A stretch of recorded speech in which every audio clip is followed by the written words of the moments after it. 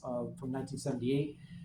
And we had a sidebar with you, and we noted that there's some complexities in terms of what the offer is, and we suggested maybe you take a couple weeks to consider this, so that ultimately we would ask you to approve it, but we didn't want to spring it on you, and we thought that that additional time would be helpful to your honor. So if the people want to place it on the record and you would give us a new date, we can add any additional pleadings and memorandums. We think we've gotten everything together, and we'll give you sufficient time for your thought-out consideration. Are you complete with your suggestion, Mr. Schultz? I am. Ms. Jarzynski, your response? Yes, Judge. I agree with Mr. Schulman's statement. I believe I can put the offer on the record. When I was under the impression that we needed just a little bit more time to iron out some details, I didn't bring a hard copy with me, so I'm just pulling it up online. I have a copy of the settlement offer and notice of acceptance in my hands. Is that what you're looking for? It is amended. It's an amended version because with case number, I believe 782942-02-FC, I believe that's the life without parole case. That is the docket number that is on the settlement offer and notice of acceptance in my hands, but the word amendment is not on here. So, okay, so that's not the correct version. Mr. Schulman has been trying to get a global resolution because Mr. Tooks also has a parolable life conviction. I believe it's on a companion case, and is hoping to get the same term of years offer on both of them to run concurrent and to present that to your honor. That it's to avoid the injustice of getting a term of years on a mandatory life and then getting a set number of years. Then getting a parolable life on the other case. The government and I agree that would be an unjust resolution, and so we wanted to get a global resolution. At the time he was sentenced to the parolable life meant 10 years. I practiced back in the early 90s, and that's how it was. But with the advent of the guidelines, parolable life means life. So the people are well aware of the history of this, and we just thought a global resolution, a set number of years, and he's under the Truth in Sentencing Act, which actually gives him close to 80 or 90 years, potentially, for credit. But I'm going to leave it to the people to articulate what it is, but we are in agreement with what they proposed.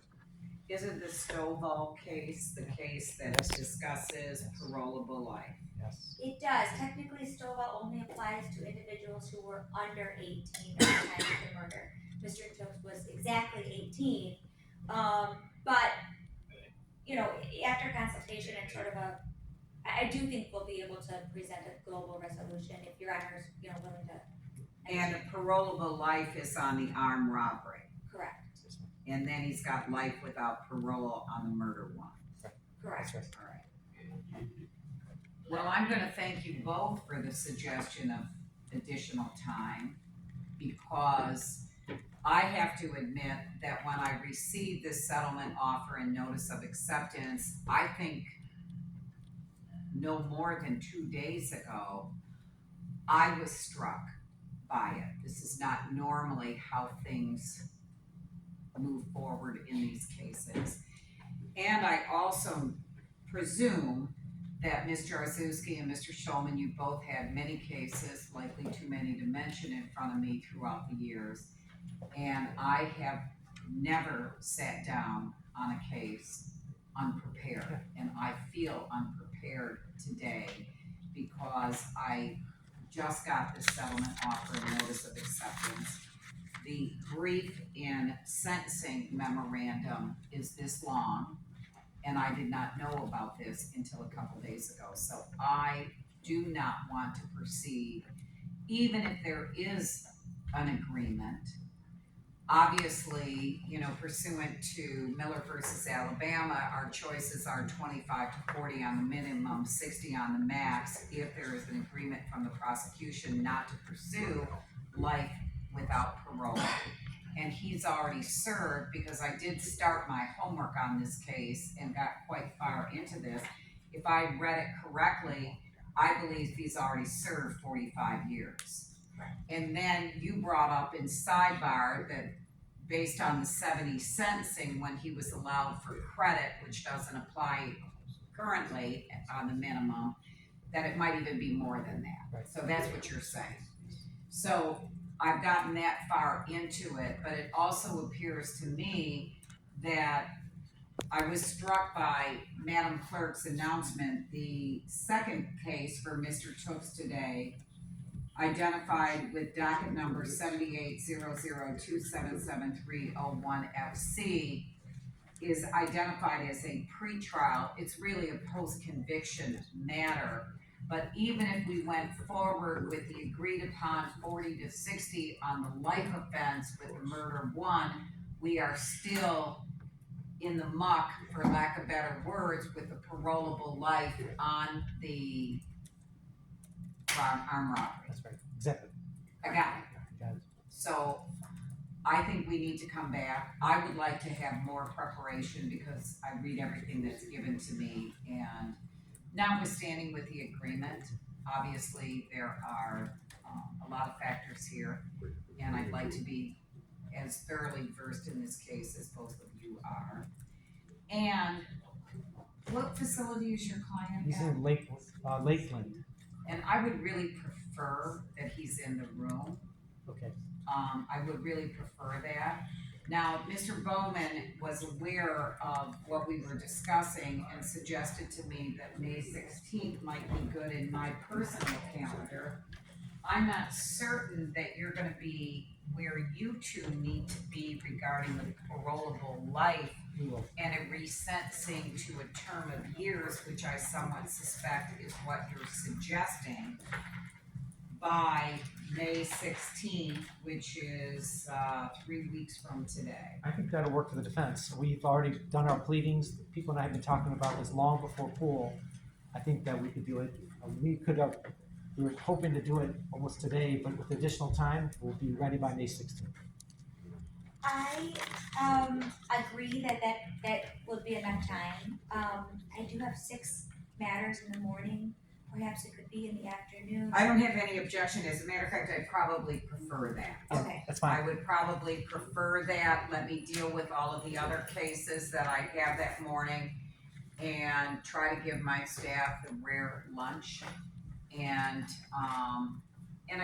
this isn't a case that's going to require a tremendous, there's no arguments, I'm assuming, between the two of you. It's not. Let me ask you, Ms. Jarzewski, obviously this is a 1978 case.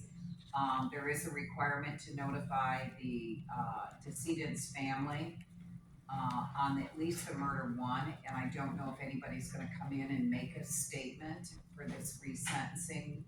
Would I anticipate civilian statements in this case? No, Your Honor, the family members were notified. They do not wish to attend or participate in the resentencing. And you did offer them the opportunity to be on Zoom. Yes. All right, and I'm, obviously, those are their decisions, and I'll leave it at that, number one. Obviously, notwithstanding an agreement, Mr. Schulman, I would certainly like to offer Mr. Tooks the opportunity to make a statement. I'm not forcing that card, but I certainly believe he's entitled to make that statement. And once again, my personal preference, and I think he has a right to be here in person. Have we covered everything that we need to today? I believe so. Yes, Your Honor, May 16th, 1 p.m. All right, and Mr. Lewis, I'm not quite certain, I think that I was told that you're a friend and you are, as a matter of fact, I believe that in my package, there's correspondence from him. Yes, there is. And Yes, there is, so I'm now putting 2 and 2 together on his name. He's welcome on Zoom, he's welcome in person. Thank you, Judge. I have to run, but was You have to run, Judge Hathaway's calling? yes, was Stovall actually your case?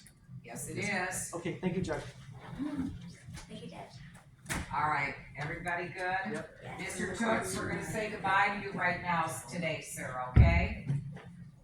All right, and the lady from the press, I'm gonna require you to be here and wait for the court order. Fair enough? Oh, now? Yes. Yeah, so my staff is Yes, I would is definitely putting want to do together that. a protective order right now. Okay. and we're gonna give you a copy of that protective order, and I am assuming that I'll see you at the next hearing. Oh, yes, I'll definitely be there.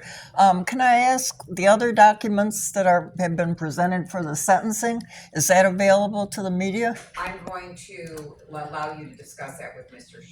Schulman, who's out of the room. I don't wanna Okay. discuss any of the merits of the case without all parties being present. Okay, that's not the merits. I was just talking about the documents you were I referring understand, to. but I'm not in that role. Okay. You can discuss it with the prosecution, you can Okay. discuss it with Mr. Schulman, and I'll leave it at that.